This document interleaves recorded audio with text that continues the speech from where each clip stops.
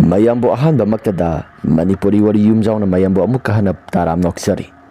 ngasi soi khoina mayam gi damaktani haidana pholo ra story ama puduna laksari wari asili thokjarapa matamda soi khiba langkhiba kaya yaurabasu mayamna puksel sauna ngakpi aduga amana wari asi hingliba natraga laikhidraba kanagumba mataga mari lenana ijabori nasade bhabna mapung phana sagasaduna ijaba wari ama khapni Pare mayam madudi wari asi haunaba tawjarak lagi ngasigi wari asigi maming Bhut Lambi Roza mahaksu sangi sajik phaluraga numidang yasang lapa matamda lakpani lambi da cycle illaga Rohit lai Rohitna Roza nangdi sajik phaluribro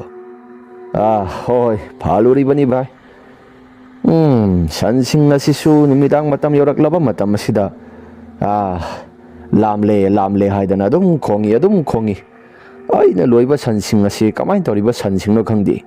mathibong si onthong sulau khre hai saloira dia du ngaktani ne ai gi sana sisu phanambudi thakpani adubu sanse hojikan gi matam gi sana si yamna sulau khre da haigumna dana lawi ka hena phajana lau khre has thakpa ga gamjaba sanati Pangala si Shoboko, Nahaw in a ne. Hayamai Hallow at Lava Matam, the Yaroi Doribani. Nahaw, the Haidana Shasi, Quang as a Mukno cut, Amuk Pamta, Amuk Lonta. Assume the Sumta Matam, the Hayamai, Arumba Karapu. Hayamai Hallow at Lava Matam, the Quang Siamata Heyara Double Ponida. Nambukadaitana Saluribano. Rohitna. Sida, I could give Bogado, Anabe Henzela Haidana. Babaga imaga to sakibani. Ningtam matam yorok pasida put it as a swat haba matasupu kitaba. Babaga imaga do. Put it at haba pia haba matasupu holda vanina. Nasia hing simadi halak laroi. Adona. Pia tabaga put it at habaga mutapura o haidana. Timbasalubani dabhai. Hoida kasukai belati. Lamasi sunak panina ha. Ado pare pulapuna saminara sala. Ado nangi sajik to puba waraga naigi sekal maninga sida hapulaudana. Yaranida koksida dum purage adum kasu thudokna lumba soidi nasado wai sangna sasa wai bagi wanida phare yadragadi dum chalasi si hairaga anido adumak lakli makoina suma lakpa matamda laikai lansilakli rozana hairai itaw sigi lambi sigi lairiba lambi asida oina samaga sakrasira Aidi talida sigi lambi si thaina ngai matam dagi so hona dum kai no khara swaina bani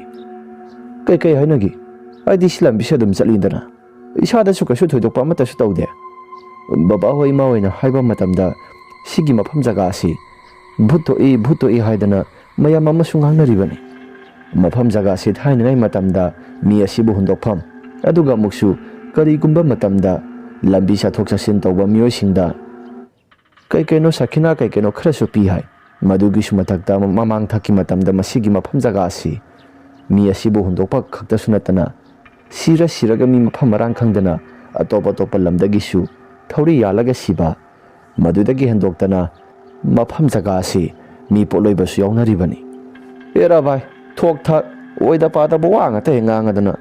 mafam jaga se kana mi seba tawna famni hairibano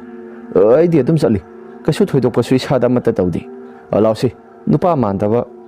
haidana rozana kaikeno khara swairakpani maduda Rohitna hai nupa mandaba nati haina ngagi ahlamasingna hainabado madugi wanida lausi kasu thoidokpa mata tawroi nangna marol ama asi hairaga ani sedumak lakli Rohiti masasi tanna dumak lakpani asumna Rohit amadi Rozana lakpa matamda Rozana sumna rai nati mafam jaga se lakpa matamda nangna duk yamna talibado nati hojik matamgi suk yamna saukhalaba matam asida kadai waidagi lai ge tingi bhut plate no aidi amata thajati thajadaba tawgono thaina ngai ge halama singna hainaramba wafam asi thajadaba tawgono aidi lai ge tingi matang asi Yamena Tazadraga Suisada Karakazikti Dumak Tazabatawi Lambi Sotok Matamda, Makeda Masudumak Paiduna Salibani. As Kangreda, Masiki Matangasi, ꯑꯩꯗꯤ ꯃꯐꯝ ꯖꯒꯥꯁꯤ ꯆꯠꯄ ꯃꯇꯝꯗꯁꯨ ꯏꯁꯥꯁꯤ ꯏꯍꯩ ꯍꯩꯅꯤꯡꯗꯦ, ꯌꯥꯝꯅꯁꯨ ꯏꯁꯥꯁꯤ ꯅꯨꯡꯉꯥꯏꯇꯦ꯫ ꯑꯁꯤ ꯍꯥꯏꯔꯒ ꯑꯅꯤꯁꯤ ꯑꯗꯨꯃꯛ ꯂꯥꯛꯄꯅꯤ꯫ ꯉꯥꯏꯍꯥꯛꯇꯪ ꯂꯩꯔꯕ ꯃꯇꯨꯡꯗ ꯃꯐꯝ ꯖꯒꯥꯁꯤ ꯂꯥꯛꯄꯗ ꯏꯁꯨꯛ ꯁꯨꯛꯆꯤꯜꯂꯤ, ꯑꯗꯨꯒ ꯏꯪꯁꯨ ꯌꯥꯝ ꯏꯪꯁꯤꯜꯂꯤ꯫ ꯏꯇꯥꯎ, ꯃꯐꯝ ꯖꯒꯥꯁꯤ ꯂꯥꯛꯄꯗ ꯅꯪꯗꯤ ꯏꯪꯗꯕ꯭ꯔꯣ? ꯔꯣꯍꯤꯠꯅ ꯍꯥꯏꯔꯛꯄꯅꯤ꯫ ꯔꯣꯖꯥꯅ, ꯀꯩꯅꯣꯗ, ꯑꯩꯗꯤ ꯀꯩꯁꯨ ꯊꯣꯏꯗꯣꯛꯄ ꯑꯃꯠꯇ ꯇꯧꯗꯦ, ꯀꯩꯗꯧꯕ ꯌꯥꯎꯔꯒꯦ? ꯑꯩꯗꯤ ꯃꯐꯝ ꯖꯒꯥꯁꯤ ꯂꯥꯛꯄꯗ ꯏꯁꯥꯁꯤ ꯏꯪꯕꯒꯨꯝ ꯇꯧꯏꯗ꯫ ꯑꯩꯒꯤ ꯋꯥꯈꯜꯅꯔꯥ ꯅꯠꯇ꯭ꯔꯒꯅ ꯀꯔꯤꯅꯣ? ꯒ꯭ꯌꯥꯟ ꯃꯦꯟꯒ ꯑꯃꯠꯇ ꯇꯥꯗ꯭ꯔꯦ꯫ ꯅꯪꯒꯤ ꯋꯥꯈꯜꯅ ꯑꯣꯏꯔꯝꯕꯁꯨ ꯌꯥꯏꯗ꯫ ꯑꯩꯒꯤ ꯏꯁꯥꯗꯗꯤ ꯀꯌꯥ ꯊꯣꯏꯗꯣꯛꯄ ꯑꯃꯠꯇꯁꯨ ꯇꯧꯗꯦ꯫ ꯍꯣꯏ ꯐꯔꯦꯁꯤ, ꯀꯩꯁꯨ ꯊꯣꯏꯗꯣꯛꯄ ꯑꯃꯠꯇꯕꯨ ꯇꯧꯗ꯭ꯔꯒꯗꯤ ꯌꯥꯔꯦ꯫ ꯑꯁꯤ ꯍꯥꯏꯔꯒ ꯑꯅꯤꯁꯤ ꯂꯥꯛꯄꯅꯤ꯫ ꯈꯔ ꯂꯥꯛꯑꯕ ꯃꯇꯝꯗ ꯔꯣꯖꯥ ꯃꯍꯥꯛꯀꯤ ꯃꯁꯥꯁꯤ ꯀꯩꯁꯨ ꯊꯣꯏꯅ ꯑꯃꯠꯇ ꯈꯜꯂꯝꯗꯕꯗꯨ ꯃꯍꯥꯛꯀꯤ ꯇꯨꯡ ꯊꯪꯕ ꯁꯔꯨꯛ ꯑꯁꯣꯝꯁꯤꯗ ꯀꯅꯥꯒꯨꯝꯕ ꯑꯃ ꯃꯈꯣꯏ ꯑꯅꯤꯒꯤ ꯃꯔꯛ ꯑꯁꯤꯗ ꯂꯥꯛꯄꯒꯨꯝꯅ ꯋꯥꯈꯜꯗꯁꯨ ꯈꯜꯂꯛꯂꯦ꯫ ꯔꯣꯖꯥ ꯑꯍꯥꯟꯕꯗ ꯀꯩꯁꯨ ꯊꯣꯏꯅ ꯋꯥꯈꯜꯗ ꯈꯜꯂꯨꯗꯕꯅꯤ, ꯑꯗꯨꯕꯨ ꯇꯨꯡ ꯊꯪꯕ ꯁꯔꯨꯛ ꯑꯁꯤꯗ ꯈꯔ ꯆꯠꯂꯝꯂꯒ ꯃꯍꯥꯛꯀꯤ ꯅꯥꯀꯜ ꯑꯁꯣꯝꯁꯤꯗ ꯑꯃꯨꯛ ꯂꯥꯛꯄꯒꯨꯝꯅ ꯔꯣꯖꯥ ꯃꯍꯥꯛꯀꯤ ꯋꯥꯈꯜꯗꯁꯨ ꯐꯥꯎꯔꯛꯄꯅꯤ꯫ ꯔꯣꯖꯥꯅ ꯋꯥꯈꯜꯗ ꯑꯁꯨꯝꯅ ꯈꯜꯂꯛꯏ, ꯀꯩꯅꯣꯗ, ꯑꯩꯒꯤ ꯇꯨꯡ ꯊꯪꯕ ꯁꯔꯨꯛ ꯑꯁꯣꯝꯁꯤꯗ ꯀꯅꯥꯒꯨꯝꯕ ꯑꯃ ꯂꯥꯛꯄꯒꯨꯝ ꯑꯩꯒꯤ ꯋꯥꯈꯜꯗ ꯈꯜꯂꯛꯏꯕꯁꯤ ꯁꯤꯕꯨ ꯀꯅꯥꯅꯣ? ꯑꯣꯟꯊꯣꯛꯄꯅꯤꯗ꯫ ꯑꯩꯕꯨ ꯍꯥꯏꯐꯦꯠꯇꯪ ꯌꯦꯡꯁꯤꯔꯥ? ꯀꯅꯥꯒꯨꯝꯕ ꯑꯃꯠꯇꯁꯨ ꯑꯣꯏꯔꯝꯃꯣꯏꯗ꯫ ꯍꯥꯏꯐꯦꯠꯇꯪꯗꯤ ꯌꯦꯡꯒꯦꯗ ꯍꯥꯏꯗꯅ ꯔꯣꯖꯥꯗꯣ ꯃꯃꯥꯏ ꯂꯩꯊꯣꯛꯇꯨꯅ ꯌꯦꯡꯂꯨꯏ꯫ ꯑꯁꯨꯝꯅ ꯍꯦꯛ ꯌꯦꯡꯂꯨꯕ ꯃꯇꯝꯗ ꯔꯣꯖꯥ ꯃꯍꯥꯛꯀꯤ ꯅꯥꯀꯜꯂꯣꯝꯗ ꯆꯠꯂꯤꯕꯗꯨ ꯀꯅꯥꯒꯨꯝꯕ ꯑꯃꯠꯇ ꯑꯣꯏꯔꯝꯗꯦ꯫ ꯀꯅꯥꯒꯨꯝꯕ ꯑꯃꯠꯇꯁꯨ ꯆꯠꯂꯝꯗꯕꯗꯨꯗ ꯔꯣꯖꯥ ꯃꯍꯥꯛꯀꯤ ꯋꯥꯈꯜ ꯑꯁꯤ ꯅꯦ ꯈꯔ ꯈꯖꯤꯛ ꯇꯥꯏ꯫ ꯃꯐꯝ ꯖꯒꯥꯁꯤ ꯔꯣꯍꯤꯠꯅ ꯍꯥꯏꯔꯤꯕꯁꯤ ꯃꯁꯤ ꯆꯨꯝꯒꯗꯧꯔꯤꯕ꯭ꯔꯥ? ꯆꯨꯝꯃꯣꯏꯗ ꯀꯩꯁꯨ꯫ ꯃꯤꯅ ꯄꯨꯡꯉꯥꯡꯗ ꯉꯥꯡꯅꯕꯒꯤ ꯋꯥꯅꯤꯗ ꯍꯥꯏꯗꯅ ꯔꯣꯖꯥꯁꯨ ꯋꯥꯈꯜꯗ ꯈꯜꯂꯤ꯫ ꯔꯣꯖꯥꯅ ꯃꯨꯔꯨꯝ ꯃꯨꯔꯨꯝ ꯁꯣꯜꯂꯤꯕꯗꯣ ꯔꯣꯍꯤꯠꯅ, ꯏꯇꯥꯎ, ꯀꯩꯗꯧꯔꯒꯦ ꯃꯨꯔꯨꯝ ꯃꯨꯔꯨꯝ ꯁꯣꯜꯂꯤꯕꯗꯣ? ꯀꯩꯁꯨ ꯊꯣꯏꯗꯣꯛꯄ ꯇꯧꯗꯦꯗ꯫ ꯑꯗꯨꯝ ꯆꯠꯁꯤ, ꯂꯝꯕꯤ ꯑꯁꯤꯁꯨ ꯈꯔ ꯈꯖꯤꯛꯈꯛ ꯉꯥꯏꯁꯤꯜꯂꯛꯂꯦ ꯂꯣꯏꯒꯗꯕ ꯍꯥꯏꯗꯅ ꯔꯣꯖꯥꯗꯨꯗꯃꯛ ꯂꯥꯛꯄꯅꯤ꯫ ꯑꯁꯨꯝꯅ ꯑꯅꯤꯁꯤ ꯂꯥꯛꯃꯤꯟꯅꯔꯕ ꯃꯇꯝ ꯑꯗꯨꯗ ꯔꯣꯖꯥꯅ ꯄꯨꯔꯛꯂꯤꯕ ꯁꯖꯤꯛ ꯑꯗꯨ ꯇꯨꯡ ꯊꯪꯕ ꯁꯔꯨꯛꯇꯒꯤ ꯈꯔ ꯀꯅꯥꯒꯨꯝꯕ ꯃꯤꯁꯛ ꯑꯃꯅ ꯇꯞꯅ ꯇꯞꯅ ꯁꯤꯡꯂꯛꯄꯒꯨꯝꯅ ꯔꯣꯖꯥ ꯃꯍꯥꯛꯀꯤ ꯀꯣꯛꯊꯣꯡꯗ ꯄꯨꯔꯤꯕ ꯁꯖꯤꯛ ꯃꯌꯥꯝꯁꯤꯡ ꯑꯗꯨ ꯈꯔ ꯇꯥꯍꯧꯕꯗꯣ ꯔꯣꯖꯥ ꯃꯍꯥꯛꯀꯤ ꯃꯁꯥꯁꯤꯁꯨ ꯐꯥꯎꯔꯛꯂꯕꯅꯤ꯫ ꯔꯣꯖꯥꯅ ꯀꯔꯤꯅꯣ ꯍꯥꯏꯗꯅ ꯇꯨꯡ ꯂꯩꯊꯣꯛꯇꯨꯅ ꯐꯠ ꯌꯦꯡꯂꯨꯏ, ꯑꯗꯨꯕꯨ ꯀꯅꯥꯒꯨꯝꯕ ꯑꯃꯠꯇ ꯂꯩꯔꯝꯗꯦ꯫ ꯁꯖꯤꯛ ꯑꯁꯤꯁꯨ ꯂꯝꯕꯤ ꯁꯣꯔꯣꯛꯇ ꯑꯃꯠꯇ ꯍꯦꯛ ꯇꯥꯔꯝꯗꯦ꯫ ꯔꯣꯖꯥꯅ, ꯀꯩꯅꯣꯗ, ꯍꯧꯖꯤꯛꯀꯤꯗꯨꯗꯤ ꯁꯖꯤꯛ ꯑꯁꯤ ꯁꯤꯡꯊꯔꯒ ꯁꯣꯔꯣꯛ ꯑꯁꯤꯗ ꯀꯅꯥꯒꯨꯝꯕ ꯑꯃꯅ ꯂꯪꯊꯍꯧꯕꯒꯨꯝꯅ ꯑꯩꯕꯨ ꯋꯥꯈꯜꯅꯔꯥ ꯅꯠꯇ꯭ꯔꯒꯅ ꯀꯔꯤꯅꯅꯣ? ꯑꯣꯟꯊꯣꯛꯄꯅꯤꯗ꯫ ꯑꯁꯤ ꯍꯥꯏꯔꯒ ꯂꯥꯛꯄꯅꯤ꯫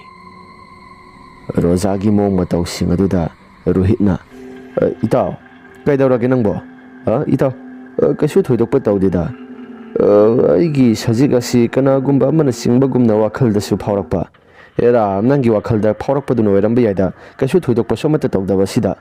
ꯍꯣꯏ, ꯑꯗꯨꯕꯨꯗꯤ ꯀꯩꯁꯨ ꯊꯣꯏꯗꯣꯛꯄꯕꯨꯗꯤ ꯇꯧꯗꯦ, ꯑꯗꯨꯗ ꯀꯅꯥꯅ ꯇꯧꯔꯛꯏꯕꯅꯣ ꯁꯤꯅꯤ ꯑꯩꯒꯤ ꯋꯥꯈꯜꯗ ꯈꯜꯂꯤꯕꯁꯤ꯫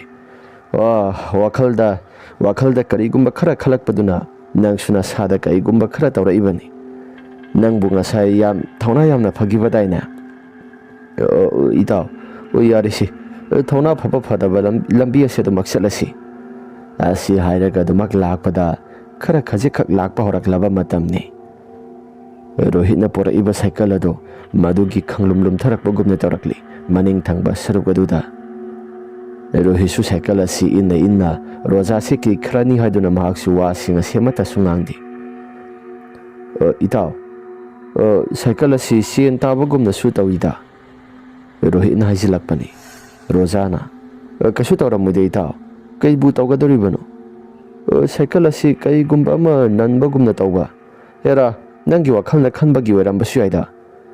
ꯑꯁꯤ ꯍꯥꯏꯔꯒ ꯑꯅꯤꯁꯤ ꯂꯥꯛꯄꯅꯤ꯫ ꯉꯥꯏꯍꯥꯛꯇꯪꯒꯤ ꯃꯇꯨꯡꯗ ꯅꯨꯃꯤꯠ ꯑꯁꯤꯁꯨ ꯖꯔ ꯇꯥꯁꯤꯜꯂꯒ ꯄꯨꯝꯃꯝ ꯍꯦꯛꯇ ꯃꯝꯁꯤꯟꯈ꯭ꯔꯦ꯫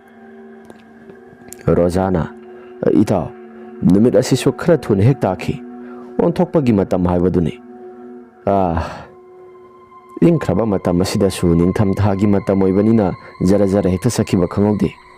Kalengi matam oirabadi masigi pungpham asi numi phak takhiroida chumbu chumdro takhiroi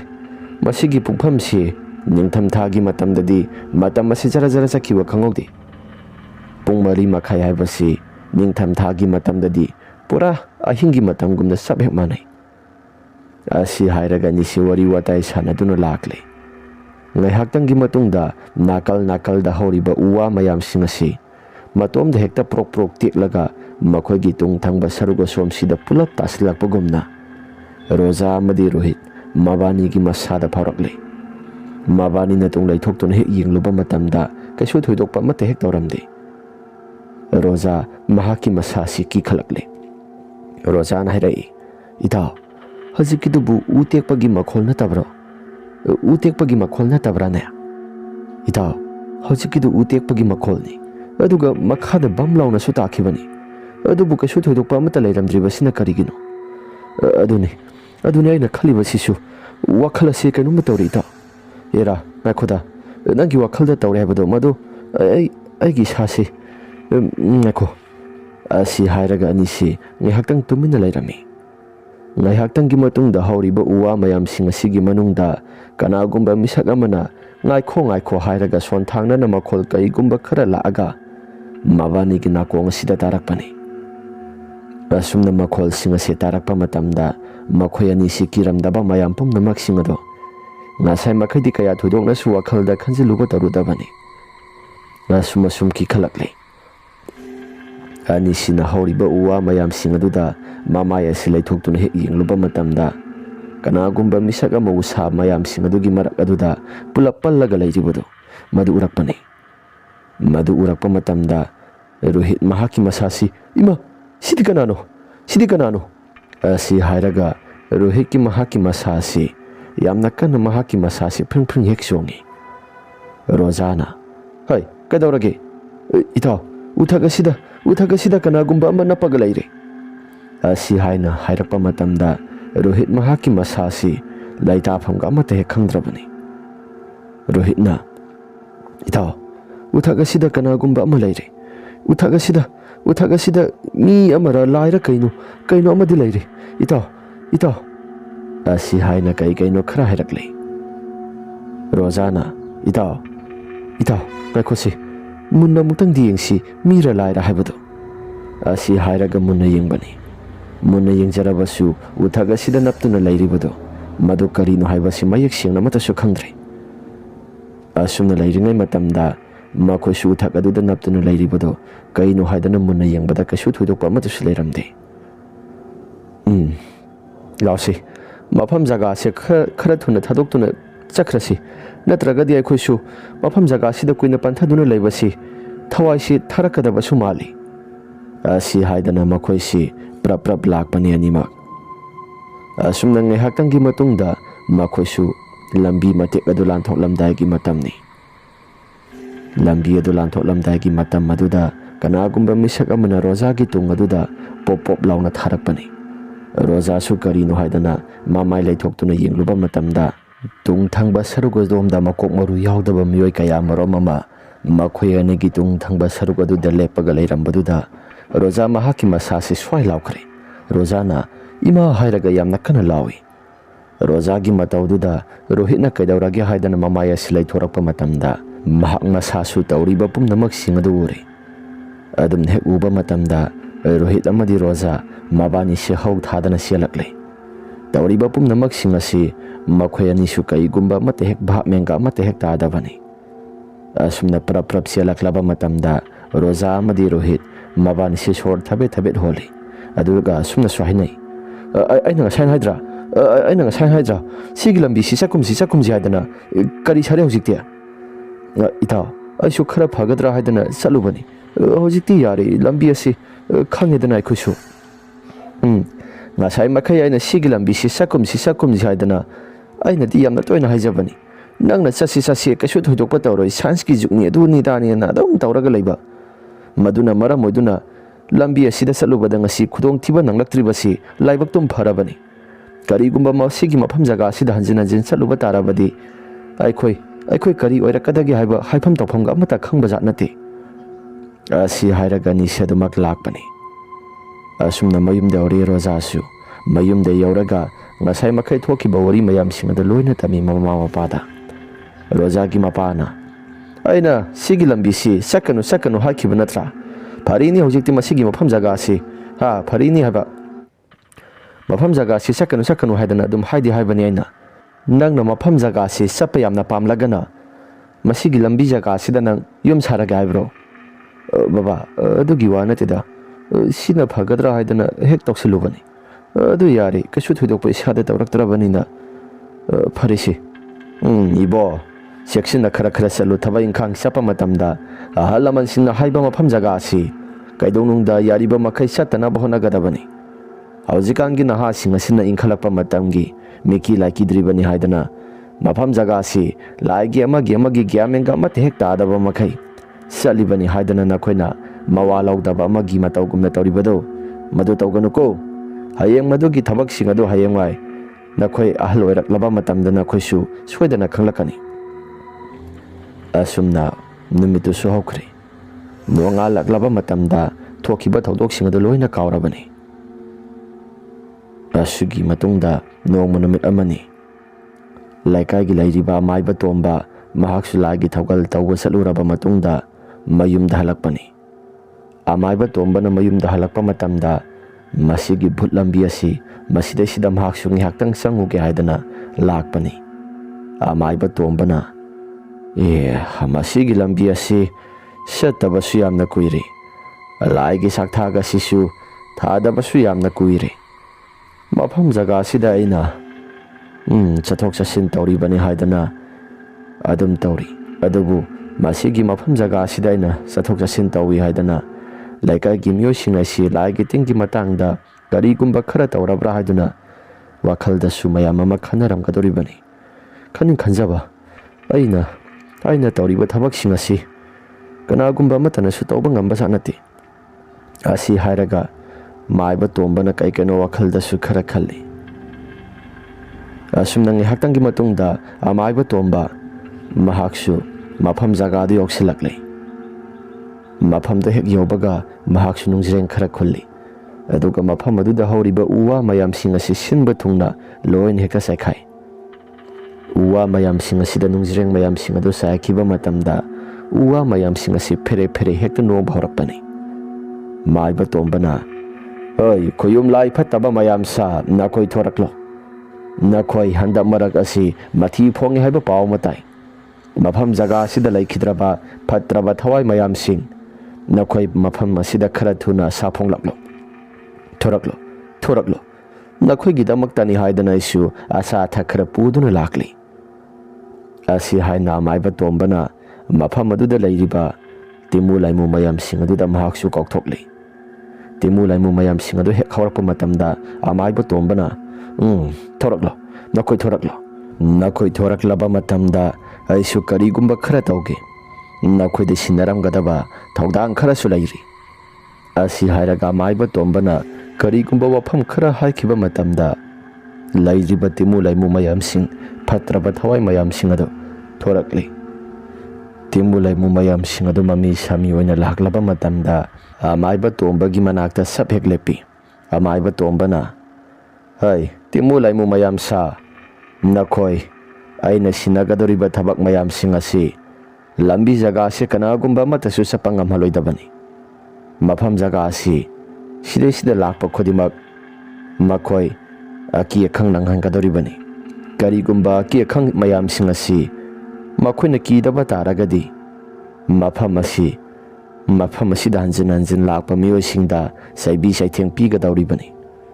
ꯅꯈꯣꯏꯅ ꯍꯥꯏꯔꯤꯕ ꯊꯧꯗꯥꯡꯁꯤꯡ ꯑꯁꯤ ꯏꯟꯒꯗꯧꯔꯤꯕꯅꯤ. ꯀꯔꯤꯒꯨꯝꯕ ꯍꯥꯏꯔꯤꯕ ꯊꯕꯛ ꯃꯌꯥꯝꯁꯤꯡ ꯑꯁꯤ ꯅꯈꯣꯏꯅ ꯀꯔꯤꯒꯨꯝꯕ ꯑꯃꯠꯇ ꯏꯟꯗꯕ ꯇꯥꯔꯕꯗꯤ ꯅꯈꯣꯏꯁꯨ ꯑꯩꯅ ꯀꯩꯗꯧꯔꯛꯀꯦ ꯍꯥꯏꯕꯗꯨ ꯅꯃꯤꯠ ꯊꯤꯠꯅ ꯌꯦꯡꯉꯨ. ꯑꯩꯅ ꯄꯨꯔꯛꯂꯤꯕ ꯑꯍꯥꯎ ꯑꯊꯨꯝꯕ ꯃꯌꯥꯝꯁꯤꯡ ꯑꯁꯤ ꯅꯈꯣꯏꯅ ꯂꯧꯍꯧꯔꯣ. ꯅꯈꯣꯏ ꯃꯨꯟꯅꯗꯅ ꯆꯥꯍꯧꯔꯣ."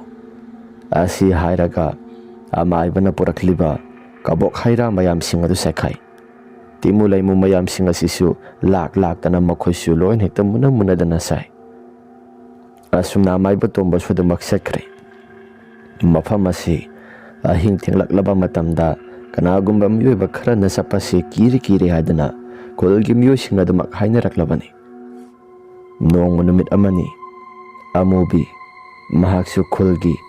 ꯕꯖꯥꯔ ꯃꯇꯦꯛ ꯑꯗꯨꯗ ꯃꯍꯥꯛꯁꯨ ꯏꯟꯁꯥꯡ ꯃꯅꯥ ꯃꯁꯤꯡ ꯌꯣꯟꯗꯨꯅ ꯂꯩꯕꯅꯤ꯫ ꯅꯨꯃꯤꯠ ꯇꯥꯁꯤꯜꯂꯛꯂꯦ ꯍꯥꯏꯗꯅ ꯃꯍꯥꯛꯁꯨ ꯊꯦꯡꯅ ꯑꯗꯨꯃꯛ ꯂꯥꯛꯄꯅꯤ꯫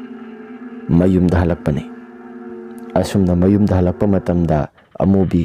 ꯃꯍꯥꯛꯀꯤ ꯋꯥꯈꯜꯗ ꯂꯝꯕꯤ ꯑꯁꯤ ꯈꯔꯁꯨ ꯁꯥꯡꯏ, ꯑꯗꯨꯒ ꯏꯟꯁꯥꯡ ꯃꯅꯥ ꯃꯁꯤꯡ ꯑꯁꯤꯁꯨ ꯌꯣꯟꯕꯁꯨ ꯂꯣꯏꯔꯛꯇꯕꯅꯤꯅ ꯂꯝꯕꯤ ꯈꯔꯁꯨ ꯁꯝꯕ, ꯃꯌꯥꯝꯅ ꯀꯤꯅꯩ ꯍꯥꯏꯔꯤꯕ ꯂꯝꯕꯤ ꯑꯁꯤ ꯃꯁꯤꯗ ꯑꯣꯏꯅ ꯆꯠꯂꯒꯦ ꯍꯥꯏꯗꯅ ꯋꯥꯈꯜꯗꯁꯨ ꯈꯜꯂꯛꯂꯤ꯫ ꯑꯃꯨꯕꯤ ꯃꯇꯝꯅꯒ ꯃꯇꯝ ꯊꯦꯡꯖꯤꯜꯂꯛꯄꯅꯤ꯫ ꯃꯍꯥꯛꯀꯤ ꯃꯁꯥꯗ ꯑꯀꯤ ꯑꯈꯪ ꯑꯃꯠꯇ ꯍꯦꯛ ꯂꯩꯇꯅ ꯂꯝꯕꯤ ꯑꯗꯨꯗ ꯃꯍꯥꯛꯁꯤ ꯂꯥꯛꯂꯤ꯫ ꯂꯝꯕꯤ ꯑꯗꯨꯗ ꯍꯦꯛ ꯂꯥꯛꯄꯗ ꯃꯈꯣꯡ ꯑꯁꯤ ꯍꯦꯛ ꯊꯥꯡꯖꯤꯟꯕ ꯍꯧꯕ ꯃꯇꯝꯗꯅꯤ ꯑꯃꯨꯕꯤꯒꯤ ꯃꯍꯥꯛꯀꯤ ꯇꯨꯡ ꯊꯪꯕ ꯁꯔꯨꯛ ꯑꯗꯣꯝꯗꯨꯗ ꯀꯅꯥꯒꯨꯝꯕ ꯑꯃ ꯃꯃꯤ ꯁꯥꯃꯤ ꯑꯣꯏꯅ ꯃꯍꯥꯛꯀꯤ ꯈꯣꯡꯊꯥꯡꯒ ꯃꯥꯟꯅꯅ ꯀꯅꯥꯒꯨꯝꯕ ꯃꯤꯁꯛ ꯑꯃꯅ ꯆꯠꯇꯅ ꯂꯩꯔꯤꯕꯗꯣ ꯑꯃꯨꯕꯤ ꯃꯍꯥꯛꯁꯨ ꯃꯈꯣꯜ ꯈꯔꯗ ꯇꯥꯔꯛꯂꯤ꯫ ꯑꯃꯨꯕꯤꯅ, ꯀꯅꯥꯅꯣ? ꯑꯩꯒꯤ ꯇꯨꯡ ꯑꯁꯤꯗ ꯏꯟꯅꯔꯛꯂꯤꯕꯁꯤ ꯀꯅꯥꯅꯣ ꯁꯤꯕꯣ? ꯑꯁꯤ ꯍꯥꯏꯗꯅ ꯑꯃꯨꯕꯤ ꯃꯍꯥꯛꯀꯤ ꯋꯥꯈꯜꯗ ꯈꯜꯂꯤ꯫ ꯑꯃꯨꯕꯤ ꯁꯠ ꯂꯩꯊꯣꯛꯇꯨꯅ ꯍꯦꯛ ꯌꯦꯡꯂꯨꯏ, ꯑꯗꯨꯕꯨ ꯀꯅꯥꯒꯨꯝꯕ ꯑꯃꯠꯇ ꯂꯩꯔꯝꯗꯦ꯫ ꯑꯃꯨꯕꯤꯁꯨ ꯋꯥꯈꯜꯗ ꯀꯩꯒꯨꯝꯕ ꯈꯔ ꯍꯦꯛ ꯆꯤꯡꯅꯔꯛꯇꯨꯅ ꯃꯍꯥꯛꯀꯤ ꯃꯈꯨꯠꯇ ꯄꯥꯏꯔꯛꯄ ꯃꯩꯈꯦꯠ ꯑꯗꯨ ꯈꯦꯠꯂꯒ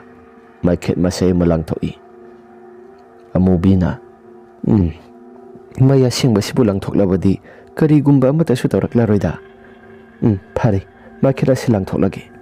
ꯑꯁꯤ ꯍꯥꯏꯔꯒ ꯃꯩꯈꯦꯠ ꯑꯗꯨ ꯂꯪꯊꯣꯛꯂꯒ ꯑꯃꯨꯕꯤ ꯑꯃꯨꯛ ꯂꯥꯛꯂꯤ꯫ ꯉꯥꯏꯍꯥꯛꯇꯪꯒꯤ ꯃꯇꯨꯡꯗ ꯑꯃꯨꯕꯤ ꯃꯍꯥꯛꯁꯨ ꯇꯨꯡ ꯊꯪꯕ ꯁꯔꯨꯛ ꯑꯁꯣꯝꯁꯤꯗ ꯍꯦꯛ ꯂꯥꯛꯄ ꯃꯇꯝꯗ ꯃꯍꯥꯛꯀꯤ ꯇꯨꯡ ꯊꯪꯕ ꯁꯔꯨꯛ ꯑꯗꯣꯝꯗꯣ ꯃꯗꯨꯗ ꯀꯅꯥꯒꯨꯝꯕ ꯃꯤꯑꯣꯏ ꯑꯃꯅ ꯏꯟꯁꯥꯡꯗꯣ ꯑꯩ ꯈꯤꯇ ꯂꯧꯖꯒꯦ ꯌꯥꯒꯗ꯭ꯔꯣ? ꯏꯟꯁꯥꯡꯗꯣ ꯂꯧꯖꯒꯦ ꯑꯁꯤ ꯍꯥꯏꯅ ꯍꯥꯏꯔꯛꯄꯅꯤ꯫ ꯑꯃꯨꯕꯤ ꯋꯥꯐꯝꯁꯤꯡ ꯑꯗꯨ ꯍꯥꯏꯔꯛꯄ ꯃꯇꯝꯗ ꯃꯍꯥꯛꯀꯤ ꯃꯁꯥꯁꯤ ꯁ꯭ꯋꯥꯏ ꯂꯥꯎꯏ꯫ ꯑꯃꯨꯕꯤꯅ ꯀꯅꯥꯅꯣ ꯍꯥꯏꯗꯅ ꯃꯃꯥꯏ ꯑꯁꯤ ꯂꯩꯊꯣꯛꯄꯅꯤ꯫ ꯀꯔꯤꯅꯣ? ꯇꯨꯡ ꯑꯁꯤꯗ ꯏꯟꯁꯥꯡ ꯃꯅꯥꯗꯣ ꯂꯩꯖꯒꯦ ꯍꯥꯏꯔꯛꯂꯤꯕꯁꯨ ꯀꯅꯥꯅꯣ ꯁꯤꯕꯣ? ꯑꯁꯤ ꯍꯥꯏꯔꯒ ꯑꯃꯨꯕꯤ ꯃꯍꯥꯛꯀꯤ ꯋꯥꯈꯜꯗ ꯖꯥꯠꯀꯤ ꯋꯥꯈꯜ ꯌꯥꯝꯅ ꯈꯜꯂꯛꯂꯤ꯫ ꯇꯨꯡ ꯊꯪꯕ ꯁꯔꯨꯛ ꯑꯁꯣꯝꯁꯤꯗ ꯀꯅꯥꯒꯨꯝꯕ ꯑꯃꯅ ꯑꯩꯒꯤ ꯇꯨꯡ ꯑꯁꯤꯗ ꯏꯟꯅꯔꯛꯄꯒꯨꯝꯅ ꯇꯧꯔꯤꯕꯁꯤ ꯁꯤꯕꯨ ꯀꯔꯤꯅꯣ? ꯑꯣꯟꯊꯣꯛꯄꯒꯤ ꯃꯇꯧꯅꯤꯗ꯫ ꯑꯩꯁꯤ ꯃꯩꯈꯦꯠ ꯑꯁꯤ ꯈꯦꯠꯂꯒ ꯆꯠꯀꯗꯕꯁꯤꯁꯨ ꯈꯨꯠꯇ ꯄꯥꯏꯔꯤꯕ ꯄꯣꯠ ꯆꯩꯁꯤꯡ ꯃꯌꯥꯝꯁꯤꯡ ꯑꯁꯤ ꯊꯥꯗꯗꯕ ꯌꯥꯔꯣꯏꯗꯧꯔꯤꯗꯣ꯫ ꯀꯃꯥꯏꯅ ꯇꯧꯅꯤ ꯁꯤꯗꯤ? ꯂꯝꯕꯤ ꯑꯁꯤꯁꯨ ꯃꯩ ꯇꯥꯝꯅ ꯊꯥꯜꯂꯤꯕꯁꯤ ꯃꯁꯤ ꯈꯛꯇꯃꯛ ꯉꯥꯏꯔꯦ꯫ ꯃꯩ ꯇꯥꯝꯅ ꯊꯥꯜꯂꯤꯕꯁꯤꯁꯨ ꯀꯩꯁꯨ ꯊꯣꯏꯅ ꯑꯃꯠꯇ ꯎꯕ ꯖꯥꯠ ꯅꯠꯇꯦꯗꯣ꯫ ꯐꯔꯦ, ꯆꯠꯇꯕꯗꯤ ꯌꯥꯗꯦ, ꯆꯠꯂꯒꯦ꯫ ꯂꯝꯕꯤ ꯑꯁꯤ ꯀꯅꯥꯒꯨꯝꯕ ꯑꯃꯠꯇꯁꯨ ꯂꯥꯛꯇꯦ ꯍꯥꯏꯔꯒ ꯑꯃꯨꯕꯤꯗꯣ ꯑꯗꯨꯃꯛ ꯂꯥꯛꯏ꯫ ꯉꯥꯏꯍꯥꯛꯇꯪꯒꯤ ꯃꯇꯨꯡꯗ ꯑꯃꯨꯕꯤ ꯃꯍꯥꯛꯀꯤ ꯃꯁꯥꯁꯤ ꯈꯔ ꯍꯦꯛ ꯆꯠꯂꯛꯄꯒ ꯇꯨꯡ ꯊꯪꯕ ꯁꯔꯨꯛ ꯑꯗꯨꯗ, ꯏꯅꯦ ꯑꯃꯨꯕꯤ, ꯃꯥꯏꯔꯦꯟꯗꯣ ꯑꯝꯇ ꯂꯧꯖꯒꯦ ꯑꯁꯤ ꯍꯥꯏꯅ ꯍꯥꯏꯔꯛꯄꯅꯤ꯫ ꯑꯃꯨꯕꯤ ꯋꯥꯐꯝ ꯑꯗꯨ ꯇꯥꯕ ꯃꯇꯝꯗ ꯃꯍꯥꯛꯀꯤ ꯃꯁꯥꯁꯤ ꯁ꯭ꯋꯥꯏ ꯂꯥꯎꯏ꯫ ꯑꯃꯨꯕꯤꯅ, ꯀꯩꯅꯣ? ꯑꯁꯤ ꯍꯥꯏꯔꯒ ꯇꯨꯡ ꯂꯩꯊꯣꯛꯄ ꯃꯇꯝꯗ ꯀꯅꯥꯒꯨꯝꯕ ꯃꯤꯁꯛ ꯑꯃ ꯈꯔ ꯂꯥꯞꯇꯛꯅ ꯂꯩꯔꯤꯕ ꯁꯣꯔꯣꯛꯀꯤ ꯃꯇꯥꯏꯗ ꯃꯨꯁꯤ ꯊꯥꯜꯂꯤꯕ ꯃꯩꯉꯥꯜ ꯑꯗꯨꯗ ꯃꯨꯁꯤꯟ ꯃꯨꯅ ꯃꯈꯣꯡ ꯂꯩꯕꯥꯛ ꯇꯥꯗ ꯀꯣꯏꯄꯥꯏ ꯄꯥꯏꯕꯒꯤ ꯃꯇꯧꯒꯨꯝꯅ ꯁꯣꯔꯣꯛ ꯃꯊꯛ ꯑꯗꯨꯗ ꯏꯇꯥꯎ ꯇꯥꯎꯔꯒ ꯂꯦꯞꯇꯨꯅ ꯂꯩꯔꯤꯕꯗꯣ, ꯃꯗꯨꯒꯤ ꯃꯃꯤ ꯑꯗꯨ ꯎꯔꯛꯂꯤ꯫ ꯑꯃꯨꯕꯤ ꯃꯗꯨ ꯎꯔꯛꯄ ꯃꯇꯝꯗ ꯃꯍꯥꯛꯀꯤ ꯃꯁꯥꯁꯤ ꯁ꯭ꯋꯥꯏ ꯂꯥꯎꯏ꯫ ꯁꯣꯔꯣꯛꯀꯤ ꯃꯊꯛ ꯊꯪꯕ ꯁꯔꯨꯛ ꯑꯁꯣꯝꯁꯤꯗ ꯄꯥꯏꯕꯣꯏ ꯇꯥꯎꯕꯣꯏ ꯇꯧꯗꯨꯅ ꯂꯩꯔꯤꯕꯁꯤ ꯁꯤꯕꯨ ꯀꯔꯤꯅꯣ? ꯃꯤꯔ ꯂꯥꯏꯔ? ꯃꯁꯤ ꯑꯁꯝꯕ ꯃꯤꯗꯤ ꯑꯣꯏꯔꯔꯣꯏꯗ꯫ ꯈꯨꯌꯨꯝ ꯂꯥꯏ ꯐꯠꯇꯕ ꯑꯣꯏꯔꯤꯒꯗ꯭ꯔꯥ? ꯃꯐꯝ ꯑꯁꯤꯁꯨ ꯊꯥꯏꯅꯉꯩ ꯃꯇꯝꯗꯒꯤ ꯍꯧꯅ ꯀꯔꯤꯒꯨꯝꯕ ꯈꯔ ꯍꯥꯏꯅꯔꯛꯄꯅꯤ꯫ ꯑꯩ ꯃꯩꯈꯦꯠꯁꯤ ꯑꯝꯇ ꯈꯦꯠꯇ꯭ꯔꯒꯗꯤ ꯌꯥꯔꯣꯏꯗꯧꯔꯤ ꯑꯁꯤ ꯍꯥꯏꯔꯒ ꯑꯃꯨꯕꯤꯗꯣ ꯃꯩꯈꯦꯠꯇꯣ ꯈꯦꯠꯀꯦ ꯍꯥꯏꯗꯅ ꯇꯧꯕꯗ ꯃꯁꯥꯁꯤꯁꯨ ꯏꯪꯁꯤꯜꯂꯛꯂꯤ꯫ ꯉꯥꯏꯍꯥꯛꯇꯪꯒꯤ ꯃꯇꯨꯡꯗ ꯃꯐꯝ ꯖꯒꯥ ꯑꯁꯤ ꯂꯩꯆꯤꯜꯅ ꯄꯨꯡꯊꯥ ꯊꯥꯔꯛꯂꯤ꯫ ꯑꯃꯨꯕꯤ ꯂꯩꯆꯤꯜꯅ ꯄꯨꯡꯊꯥ ꯊꯥꯔꯛꯄ ꯃꯇꯝ ꯑꯁꯤꯗ ꯃꯍꯥꯛꯀꯤ ꯃꯁꯥꯁꯤ ꯍꯥꯏꯐꯝ ꯇꯧꯐꯝꯒ ꯑꯃꯠꯇ ꯍꯦꯛ ꯈꯪꯗ꯭ꯔꯕꯅꯤ꯫ ꯃꯐꯝ ꯑꯁꯤꯗ ꯀꯅꯥꯒꯨꯝꯕ ꯃꯤꯑꯣꯏ ꯈꯔꯅ ꯀꯞꯄ ꯂꯥꯎꯕꯒꯤ ꯈꯣꯟꯖꯦꯜ ꯑꯁꯤ ꯑꯃꯨꯕꯤꯗ ꯇꯥꯕ ꯍꯧꯔꯛꯂꯤ꯫ ꯑꯃꯨꯕꯤ ꯈꯣꯟꯖꯦꯜꯁꯤꯡ ꯑꯁꯤ ꯇꯥꯔꯛꯄ ꯃꯇꯝꯗ ꯃꯍꯥꯛꯀꯤ ꯃꯁꯥꯁꯤ ꯀꯤꯕꯅ ꯈꯝ ꯊꯦꯡꯂꯒ ꯃꯍꯥꯛꯀꯤ ꯃꯁꯥꯁꯤ ꯊꯛ ꯅꯤꯛꯂꯛꯂꯤ꯫ ꯑꯃꯨꯕꯤꯅ, ꯃꯐꯝ ꯖꯒꯥ ꯑꯁꯤꯗ ꯑꯩꯁꯤ ꯁꯤꯒꯗꯧꯔꯤꯕ꯭ꯔꯥ? ꯑꯣꯟꯊꯣꯛꯄꯅꯤꯗ ꯑꯩꯁꯨ ꯀꯔꯤꯅꯨꯡꯒꯤꯗꯃꯛꯇ ꯃꯐꯝ ꯖꯒꯥ ꯑꯁꯤꯗ ꯂꯥꯛꯅꯤꯡꯉꯨꯔꯤꯕꯅꯣ ꯏꯪꯅꯒ ꯏꯪꯁꯤꯜꯂꯛꯄꯅꯤ ꯌꯨꯝ ꯑꯁꯤꯁꯨ ꯈꯔꯗꯤ ꯋꯥꯠꯂꯤ ꯍꯥꯏꯅ ꯆꯠꯀꯗꯕ ꯑꯁ ꯀꯅꯥꯒꯨꯝꯕ ꯑꯃ ꯂꯥꯛꯄꯤꯔꯕꯗꯤ ꯐꯒꯗꯕꯅꯤꯗ ꯏꯁꯥꯁꯦ ꯑꯁꯤ ꯍꯥꯏꯔꯒ ꯑꯃꯨꯕꯤ ꯋꯥꯈꯜꯗꯁꯨ ꯈꯟꯅ ꯂꯩꯔꯝꯃꯤ ꯃꯅꯥꯛꯇ ꯍꯧꯔꯤꯕ ꯎ ꯋꯥ ꯃꯌꯥꯝꯁꯤꯡ ꯑꯁꯤ ꯄꯣꯛ ꯄꯣꯛ ꯇꯦꯛꯂꯒ ꯀꯅꯥꯒꯨꯝꯕ ꯃꯤꯁꯛ ꯑꯃꯅ ꯎ ꯃꯁꯥ ꯊꯥꯕꯒꯨꯝꯅ ꯃꯈꯣꯜ ꯈꯔꯁꯨ ꯇꯥꯔꯛꯄꯅꯤ ꯃꯤ ꯑꯃꯅ ꯁꯤꯡꯖꯥꯡ ꯄꯥꯏꯔꯒ ꯎ ꯋꯥ ꯃꯌꯥꯝꯁꯤꯡ ꯑꯁꯤ ꯆꯣꯞ ꯆꯣꯞ ꯂꯥꯎꯅ ꯍꯦꯛꯇ ꯌꯥꯜꯂꯒ ꯎ ꯋꯥ ꯃꯁꯥ ꯃꯌꯥꯝꯁꯤꯡ ꯑꯁꯤ ꯊꯥꯕꯒꯨꯝꯅ ꯃꯌꯥꯝꯁꯤꯡ ꯑꯁꯤ ꯇꯥꯔꯛꯄ ꯃꯇꯝꯗ ꯑꯃꯨꯕꯤ ꯃꯍꯥꯛꯀꯤ ꯃꯁꯥꯁꯤ ꯂꯩꯇꯥꯐꯝꯒ ꯑꯃꯠꯇ ꯈꯪꯗ꯭ꯔꯤ ꯑꯃꯨꯕꯤꯅ ꯏꯁ ꯎ ꯋꯥ ꯃꯌꯥꯝꯁꯤꯡ ꯑꯁꯤ ꯀꯅꯥꯒꯨꯝꯕ ꯑꯃꯅ ꯍꯦꯛꯇ ꯄꯣꯞ ꯄꯣꯞ ꯌꯥꯎꯅ ꯆꯣꯞ ꯆꯣꯞ ꯂꯥꯎꯅ ꯌꯥꯟꯕꯒꯨꯝꯅ ꯃꯈꯣꯜ ꯈꯔ ꯇꯥꯔꯛꯂꯤꯕꯁꯤꯅ ꯀꯔꯤꯅꯣ ꯃꯐꯝ ꯑꯁꯤ ꯊꯥꯏꯅꯉꯥꯏ ꯃꯇꯝꯗ ꯍꯥꯏꯅꯕꯗ ꯆꯨꯝꯒꯗꯧꯔꯤꯗ ꯑꯣꯟꯊꯣꯛꯄꯅꯤꯗ ꯃꯐꯝ ꯖꯒꯥ ꯑꯁꯤ ꯑꯩꯅ ꯂꯥꯟꯊꯣꯛ ꯂꯥꯟꯁꯤꯟ ꯇꯧꯔꯒ ꯆꯠꯀꯅꯤ ꯍꯥꯏꯗꯅ ꯈꯜꯂꯨꯔꯤꯕ ꯋꯥꯈꯜ ꯑꯁꯤ ꯌꯥꯝꯅ ꯂꯥꯜꯂꯕꯅꯤ ꯑꯁ ꯑꯩꯗꯤ ꯏꯁꯥꯁꯤ ꯑꯣꯟꯊꯣꯛꯅ ꯍꯩꯅꯔꯣꯏꯗꯧꯔꯤꯗ ꯑꯁꯤ ꯍꯥꯏꯔꯒ ꯑꯃꯨꯕꯤꯗꯣ ꯃꯍꯥꯛꯁꯨ ꯆꯠꯄ ꯉꯝꯗ ꯈꯔ ꯈꯖꯤꯛ ꯃꯈꯣꯡ ꯑꯁꯤ ꯊꯥꯡꯗꯨꯅ ꯂꯥꯛꯄ ꯍꯧꯕꯅꯤ ꯑꯃꯨꯕꯤꯅ ꯃꯈꯣꯡ ꯑꯁꯤ ꯊꯥꯡꯗꯨꯅ ꯂꯥꯛꯄ ꯃꯇꯝꯗ ꯀꯅꯥꯒꯨꯝꯕ ꯃꯤꯁꯛ ꯑꯃꯅ ꯌꯥꯝꯅ ꯀꯟꯅ ꯃꯍꯥꯛꯀꯤ ꯇꯨꯡ ꯊꯪꯕ ꯁꯔꯨꯛ ꯑꯗꯣꯝꯗ ꯌꯥꯝꯅ ꯀꯟꯅ ꯂꯥꯎꯁꯤꯜꯂꯛꯂꯤ ꯑꯃꯨꯕꯤꯁꯨ ꯃꯁꯥꯁꯤ ꯈꯪꯄ꯭ꯔꯦꯛ ꯈꯪꯅ ꯏꯃꯥ ꯍꯥꯏꯔꯒ ꯄꯣꯠꯆꯩꯁꯤꯡ ꯑꯗꯣ ꯂꯥꯡꯊꯣꯛꯇꯨꯅ ꯃꯍꯥꯛꯁꯨ ꯃꯁꯥꯁꯤ ꯃꯃꯥꯡꯗ ꯈꯔ ꯈꯖꯤꯛ ꯆꯠꯂꯤ ꯑꯃꯨꯕꯤ ꯇꯧꯔꯛꯏꯕ ꯃꯑꯣꯡ ꯃꯇꯧꯁꯤꯡ ꯑꯗꯨꯗ ꯃꯍꯥꯛꯀꯤ ꯃꯁꯥꯁꯤ ꯍꯦꯟꯅ ꯀꯤꯕ ꯍꯥꯏꯕꯗꯨ ꯑꯣꯏꯔꯛꯂꯤ ꯃꯐꯝ ꯖꯒꯥꯗꯨꯗ ꯃꯍꯥꯛꯁꯨ ꯌꯥꯝꯅ ꯀꯨꯏꯅ ꯄꯟꯊꯗꯨꯅ ꯂꯩꯕꯁꯤ ꯑꯐꯕ ꯑꯣꯏꯔꯛꯂꯔꯣꯏ ꯈꯟꯗꯨꯅ ꯃꯐꯝ ꯖꯒꯥ ꯑꯁꯤꯗꯒꯤ ꯃꯍꯥꯛꯁꯨ ꯈꯔ ꯊꯨꯅ ꯆꯠꯂꯒꯦ ꯈꯜꯂꯒ ꯌꯥꯝꯅ ꯀꯟꯅ ꯄꯥꯡꯒꯜ ꯑꯁꯤ ꯐꯨꯗꯣꯔꯛꯄꯅꯤ ꯑꯗꯨꯕꯨ ꯃꯍꯥꯛꯀꯤ ꯃꯁꯥꯁꯤ ꯃꯈꯣꯡ ꯑꯁꯤ ꯊꯥꯡꯕ ꯊꯣꯛꯈꯤꯗ꯭ꯔꯤ ꯑꯃꯨꯕꯤꯅ ꯃꯐꯝ ꯖꯒꯥ ꯑꯁꯤ ꯀꯅꯥꯒꯨꯝꯕ ꯑꯃ ꯂꯥꯛꯄꯤꯔꯕꯗꯤ ꯑꯩꯁꯨ ꯏꯁꯥꯁꯤ ꯈꯔ ꯈꯖꯤꯛꯇꯤ ꯅꯨꯡꯉꯥꯏꯒꯗꯕꯅꯤ ꯃꯐꯝ ꯑꯁꯤꯗ ꯀꯅꯥꯒꯨꯝꯕ ꯑꯃꯠꯇꯁꯨ ꯂꯥꯛꯄꯤꯗꯦ ꯑꯁ ꯒꯥꯔꯤ ꯆꯠꯄ ꯌꯥꯕ ꯂꯝꯕꯤꯁꯨ ꯅꯠꯇꯦꯗꯣ ꯀꯃꯥꯏꯅ ꯇꯧꯒꯅꯤ ꯁꯤꯗꯤ ꯑꯁꯤ ꯍꯥꯏꯔꯒ ꯑꯃꯨꯕꯤꯗꯣ ꯋꯥꯈꯜꯗ ꯀꯔꯤꯒꯨꯝꯕ ꯈꯔ ꯈꯜꯂꯒ ꯃꯍꯥꯛꯁꯤ ꯂꯥꯛꯄꯅꯤ ꯑꯁꯨꯝꯅ ꯂꯥꯛꯄ ꯃꯇꯝꯗ ꯑꯃꯨꯕꯤꯒꯤ ꯇꯨꯡ ꯑꯣꯏꯔꯞꯅ ꯀꯅꯥꯒꯨꯝꯕ ꯃꯤꯁꯛ ꯑꯃ ꯏꯅꯦ ꯑꯃꯨꯕꯤ ꯍꯥꯏꯔꯒ ꯃꯍꯥꯛꯀꯤ ꯃꯁꯥꯁꯤ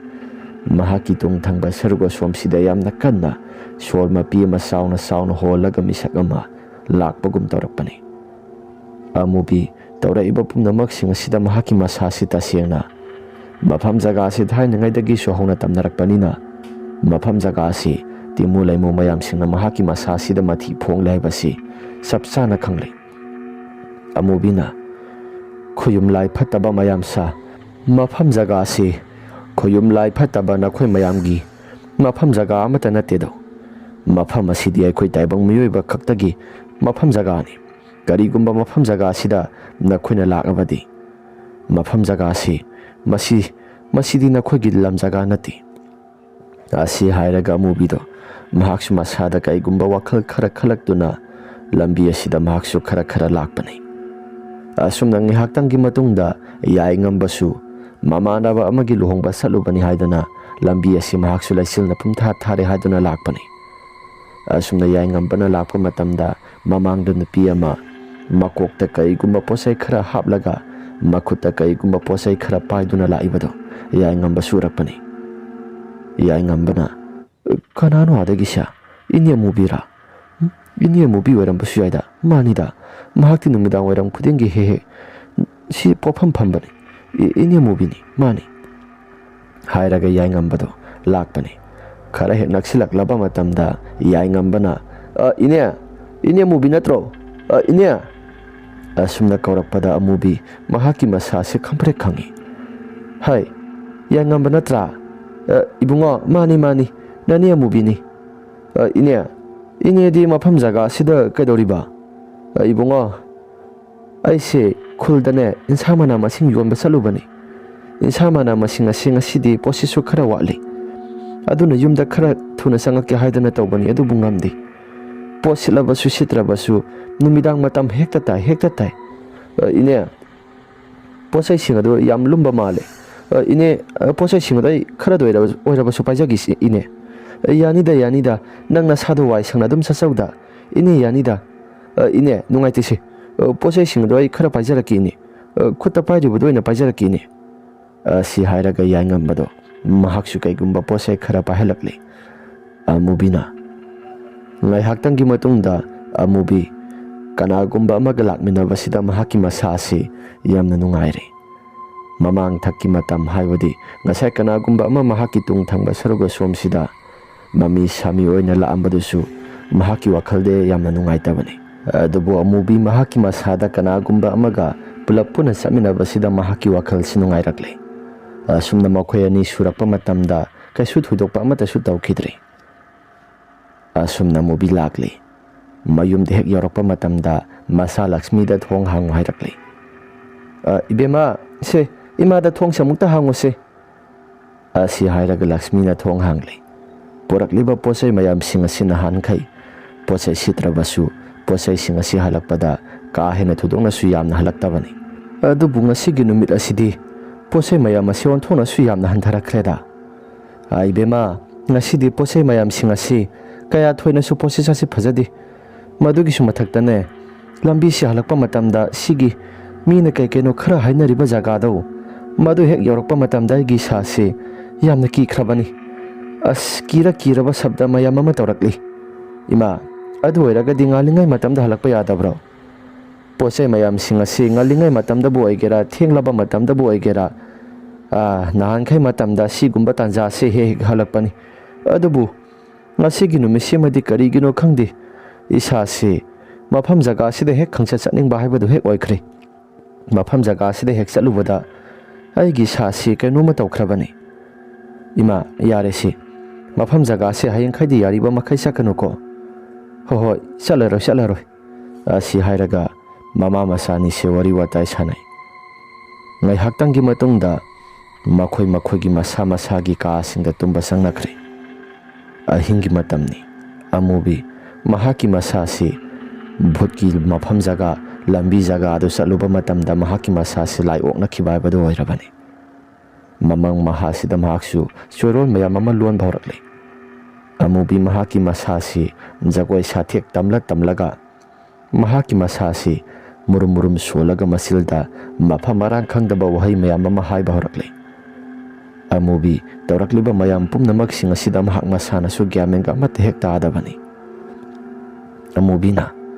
ꯃꯤ ꯆꯥꯅꯤꯡꯉꯦ, ꯃꯐꯝ ꯖꯒꯥꯁꯤ ꯃꯤ ꯑꯍꯤꯡꯕ ꯂꯩꯕ꯭ꯔꯥ? ꯃꯤ ꯌꯥꯝꯅ ꯆꯥꯅꯤꯡꯂꯦ ꯑꯁꯤ ꯍꯥꯏꯔꯒ ꯑꯃꯨꯕꯤ ꯃꯆꯤꯜꯗ ꯃꯨꯔꯨꯝ ꯁꯣꯜꯂꯤ꯫ ꯉꯥꯏꯍꯥꯛꯇꯪꯒꯤ ꯃꯇꯨꯡꯗ ꯃꯨꯔꯨꯝ ꯁꯣꯜꯂꯤꯕꯗꯨ ꯃꯆꯥ ꯂꯛꯁꯃꯤꯁꯨ ꯇꯥꯔꯛꯂꯤ꯫ ꯏꯃꯥꯒꯤ ꯀꯥꯁꯤꯗ ꯃꯊꯟꯇ ꯃꯨꯔꯨꯝ ꯁꯣꯜꯂꯤꯕꯁꯤꯅ ꯀꯔꯤꯒꯤꯅꯣ? ꯏꯃꯥ ꯑꯁꯤ ꯍꯥꯏꯔꯒ ꯂꯛꯁꯃꯤꯅ ꯃꯃꯥ ꯑꯃꯨꯕꯤꯗ ꯀꯧꯖꯔꯛꯄꯅꯤ꯫ ꯑꯃꯨꯕꯤꯅ ꯃꯤꯍꯤꯡ ꯃꯅꯝ ꯅꯝꯃꯤꯗ, ꯃꯤꯍꯤꯡ ꯆꯥꯅꯤꯡꯉꯦ, ꯃꯤ ꯃꯅꯝꯁꯤꯗꯤ ꯑꯁꯤ ꯍꯥꯏꯔꯒ ꯃꯆꯤꯜꯗꯁꯨ ꯃꯌꯥꯝ ꯑꯃ ꯁꯣꯜꯂꯤ꯫ ꯑꯁꯨꯝꯅ ꯁꯣꯜꯂꯕꯁꯨ ꯃꯍꯥꯛꯀꯤ ꯃꯁꯥꯁꯤ ꯃꯤꯍꯤꯡ ꯆꯥꯒꯦ ꯍꯥꯏꯗꯅ ꯑꯗꯨꯃꯛꯇꯤ ꯁꯣꯜꯂꯤ꯫ ꯑꯁꯨꯝꯅ ꯉꯥꯏꯍꯥꯛꯇꯪꯒꯤ ꯃꯇꯨꯡꯗ ꯑꯃꯨꯕꯤ ꯐꯨꯛ ꯍꯧꯒꯠꯂꯛꯂꯤ꯫ ꯑꯗꯨꯒ ꯃꯁꯥꯒꯤ ꯃꯈꯨꯠ ꯑꯁꯤ ꯃꯌꯥꯅ ꯀ꯭ꯔꯛ ꯂꯥꯎꯅ ꯆꯤꯛꯆꯩ꯫ ꯃꯗꯨꯗꯒꯤ ꯇꯥꯔꯛꯄ ꯏ ꯃꯌꯥꯝꯁꯤꯡ ꯑꯗꯨꯅ ꯃꯍꯥꯛꯀꯤ ꯃꯁꯥ ꯑꯁꯤ ꯆꯨꯞ ꯂꯥꯎꯅ ꯊꯛꯂꯒ ꯏꯁꯤꯡ ꯑꯁꯤ ꯂꯣꯏꯅ ꯍꯦꯛꯇ ꯆꯨꯞꯁꯤꯜꯂꯤ꯫ ꯑꯁꯨꯝꯅ ꯇꯧꯔꯤꯕ ꯄꯨꯝꯅꯃꯛꯁꯤꯡ ꯑꯁꯤ ꯃꯆꯥꯅꯨꯄꯤ ꯂꯛꯁꯃꯤꯗꯤ ꯑꯃꯠꯇꯁꯨ ꯈꯪꯖꯕꯖꯥꯠ ꯅꯠꯇꯦ꯫ ꯏꯃꯥ ꯍꯥꯏꯅ ꯀꯧꯔꯒ ꯄ꯭ꯔꯞ ꯆꯪꯂꯛꯄꯅꯤ꯫ ꯂꯛꯁꯃꯤꯅ ꯍꯦꯛ ꯆꯪꯂꯛꯄ ꯃꯇꯝꯗ ꯃꯃꯥ ꯑꯃꯨꯕꯤꯗꯣ ꯃꯆꯤꯟꯕꯥꯅ ꯉꯥꯡꯂꯒ ꯍꯦꯛꯇ ꯂꯩꯔꯝꯃꯤ꯫ ꯇꯧꯔꯤꯕ ꯄꯨꯝꯅꯃꯛꯁꯤꯡ ꯑꯁꯤ ꯂꯛꯁꯃꯤ ꯃꯍꯥꯛꯀꯤ ꯃꯁꯥ ꯑꯁꯤ ꯎꯔꯨꯕ ꯃꯇꯝꯗ ꯈꯪꯄ꯭ꯔꯦꯛ ꯈꯪꯏ꯫ ꯏꯃꯥ ꯍꯥꯏꯔꯒ ꯌꯥꯝꯅ ꯀꯟꯅ ꯂꯥꯎꯔꯛꯄꯅꯤ꯫ ꯑꯁꯨꯝꯅ ꯂꯥꯎꯔꯛꯄꯗ ꯂꯛꯁꯃꯤꯒꯤ ꯃꯄꯥꯗꯨꯁꯨ ꯄ꯭ꯔꯞ ꯃꯤꯀꯞ ꯊꯣꯔꯛꯂꯒ ꯀꯩꯗꯧꯔꯒꯦ ꯍꯥꯏꯗꯨꯅ ꯍꯪꯉꯤ꯫ ꯂꯛꯁꯃꯤꯒꯤ ꯃꯄꯥꯅ ꯏꯕꯦꯝꯃ, ꯀꯩꯗꯧꯔꯒꯦ ꯅꯪꯕꯣ? ꯕꯕꯥ, ꯏꯃꯥꯁꯦ ꯀꯩꯅꯣꯝꯃ ꯇꯧꯔꯦ ꯕꯕꯥ ꯑꯁꯤ ꯍꯥꯏꯅ ꯃꯄꯥꯗ ꯄꯥꯎ ꯇꯝꯃꯤ꯫ ꯃꯄꯥꯗ ꯄꯥꯎ ꯇꯝꯕ ꯃꯇꯝꯗ ꯃꯄꯥꯅ ꯀꯩꯗꯧꯔꯒꯦꯅꯦ ꯅꯃꯥꯁꯦ? ꯑꯁꯨꯝꯅ ꯃꯃꯥꯗ ꯀꯩꯒꯨꯝꯕ ꯍꯦꯛ ꯌꯦꯡꯁꯤꯜꯂꯨꯕ ꯃꯇꯝꯗ ꯂꯛꯁꯃꯤꯒꯤ ꯃꯄꯥꯁꯤꯁꯨ ꯁ꯭ꯋꯥꯏ ꯂꯥꯎꯏ꯫ ꯇꯥꯕ꯭ꯔꯣ? ꯁꯦ, ꯀꯩꯗꯧꯔꯒꯦ ꯅꯪꯒꯤ ꯅꯁꯥꯗꯣ? ꯃꯤ ꯆꯥꯒꯦ ꯑꯁꯤ ꯍꯥꯏꯔꯒ ꯑꯃꯨꯕꯤ ꯉꯪꯗꯅ ꯀꯔꯤꯒꯨꯝꯕ ꯈꯔ ꯍꯥꯏꯔꯛꯂꯤ꯫ ꯇꯧꯔꯛꯂꯤꯕ ꯄꯨꯝꯅꯃꯛꯁꯤꯡ ꯑꯁꯤꯗ ꯑꯃꯨꯕꯤ ꯃꯍꯥꯛꯀꯤ ꯃꯁꯥꯁꯤꯁꯨ ꯃꯁꯥꯁꯤ ꯊꯛ ꯅꯤꯛꯂꯒ Masimbana singang sangang dun hekta lairabani. Bema, chalo. Awangine, nangi khurate laibado amukta karusu. Asi hairaga mubigi masanupi Lakshmi do prap sentorakpani. Mahakna hek sentorakpa matamda makhoi konthong thangba saruga somsida kanagumba ma leplaga laibado. Lakshmi mahaki masa sinu urakle. Lakshmi na kaino sidi musimuna pareng sang hekta lepaga lairiba sidi. Asum hek haibaga dinthak asida nungtum mayam ama hekta prok launa thomlakpani. Tauriba pumnamak sing asi Lakshmi mahaki masa simanga sabhek manare. Lakshmi na ay kitag thuna sa taba yadre. Mi amuk leiramdadana ko. Lakshmi do telhai bahoy de yaure. Khuraton laibro. Sumna kauringay matamda kanagumba misak mayam amana thonggal thangba maike somda yamna kanna lao khongbagumna kappagum tawraklibado. Lakshmi sumakhol khara tarakpani. Kaubu somata tadi. Khuraton. Asumna kawi. Asumna hek kauba matamda telhaiba. Kanano sik thenglaba matam asida kaurakliba se. Khuraton, aini Lakshmi ne Khuraton. Hai, Lakshmi ya, nangdi kai daure. Khuraton, thong samukta hangbiyo. Telhaiba thong do hangdorakle. Hai, nangdi asuk thenglaba matam asida kaidobagi laiba. Ha, kaidoba yaurage. Khuraton, imado kainuma tahore. Khuraton amutang laaga yengbidragadi yaroi dauri. Ha, nama kaidahorage. Khuraton, imado masa pumba masasi khangdi makudang adu masana krak launa siaga masa mathanta hekta isi tarakpa ido hekta thaksilli. Ha, itai modo ngata ngaikho nang yakta ngairamuko nandom saga pulap thokminaraki. Sumna telhaibaga mahaki nupiga pulap puna thokminarakle. Telhaibana hoish kainoda. Itai modobu karamba phibamda leiramgadaba. Aidi sha siwon thongna supa kai khrada. Asi hairaga telhaibana mahaki nupida hairakpani. Maduda mahaki nupina ngaikho adagi se karino sibo. Asumna telhaibana hairakpa matamda mahaki nupina su haigumnadana adagi se karino. Makhoi hum sap manana yengi. Asumna hek yenglabasu makhoi si telhaiba mahaki hajariba mahipum namak singado sizinaraba matungda mantra khara kamlaga mahaksu makutta nungjreng khara pairaga sorok lomda lairiba domda langthokle. Asumna hek langkhiba matamda mami singado tapna mangki. Ngai haktangi matungda Lakshmi na harai. Kaka sapa yaradra. Yarani salasi. Si hairaga pulap lakminai. Lakshmi gi mayum hek yoba matamda Lakshmi gi mama amubido yamna kana lao khongduna tawbagi khonjal asi lepa leitana tarakle. Itema tamo si thongse amukta hangose tamo asi haina kaubani. Lakshmi gi mapadu thong hangdorakle. Telhaiba nang labra lao iyamba si mathayamna sare natai mase karino masa mathanta hekta ina pungang laga masa pumbasi masi sialaga sabagi mongda tauri. Ha, itai mabu asi hairaga prap sanglai. Aduga telhaibana kaigumba khara mantra swalaga amubi gi laibakta pop laun hekta thomjanbani. Asumna thomjanba matamda Lakshmi gi mama amubi do phamungda lona takre. Aduga murum swalaga masa mathanta nokhi tawi. Makutagi thorakliba mayam singadasu Lakshmi da. Hai, ibema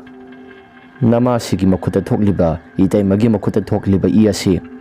makuda se phi namutang yesimbiu natragadi mahaki makuda si mayam ama thokpe mandana itai mase khara kudong thiningai werapasu yana lai. Salo asi hairaga telhaibagi nupi adusu mahaksu amubi gi manakta prap sangselli. Aduga phana punaba khara tawraba matungda makudang adusu thoktanaba haidana phi yasilli. Ngai haktangi matungda telhaibana laigi kaino khara tawge haidana mahaksu posai sing adu puthorakpa matamdani.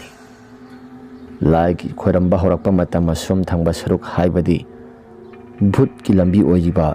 ꯉꯁꯥꯏ ꯑꯃꯨꯕꯤꯅ ꯐꯥꯎꯔꯒ ꯂꯥꯛꯈꯤꯕ ꯖꯒꯥꯗꯣ